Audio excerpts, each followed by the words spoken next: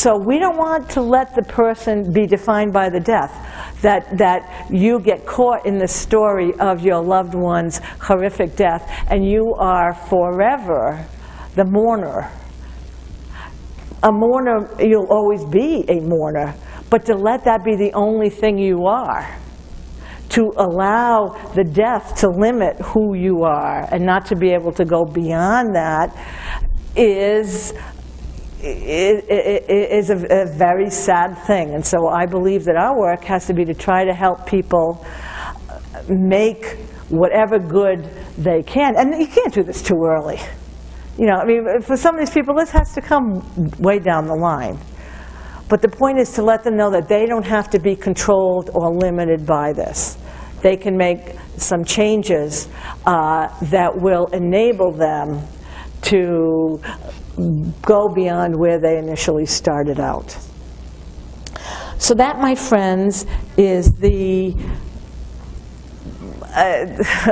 brief encapsulation in 2 days of the course strategies for traumatic bereavement. I want to again stress that we know in terms of the research that there's much that we can do with traumatized mourners. And there's more and more attention being called to this, thank goodness. So I think we're going to be seeing more and more on this. It's extremely important that I point out to you before you leave, however, that you have to take care of yourself along the way. You will be listening to very painful stories. You will be witnessing very wounded people hurting. There are many things that you can't change, but there are many things that you can. And in your supporting of them, you're walking the journey with them, you're witnessing to what they're going through, and bringing to bear then these strategies can make a huge difference, but it takes a lot out of you. So make darn sure that you're aware of the concept of vicarious traumatization. Make darn sure that you are taking care of yourself in terms of your own bereavements. Because one of the studies that's in the back of the mind to do at some point in time is what happens to the caregivers.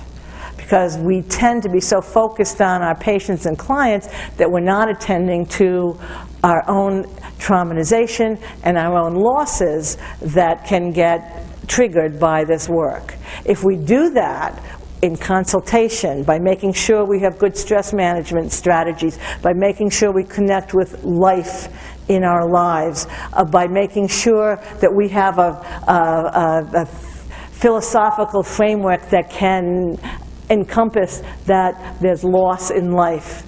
And yes, there's trauma, but that there's also beauty in life and love in life. By doing things like that, we can manage it better. But if we don't do that, I think we're going to find that ourselves, which is the instrument that we bring to work with these people, will be much less effective. So I hope that not only you focus on the strategies for taking care of traumatized mourners, but you focus on the strategies for taking care of yourself so you can continue to take care of them. So I'll conclude now. Thank you for your kind attention for these 2 days. Thank you.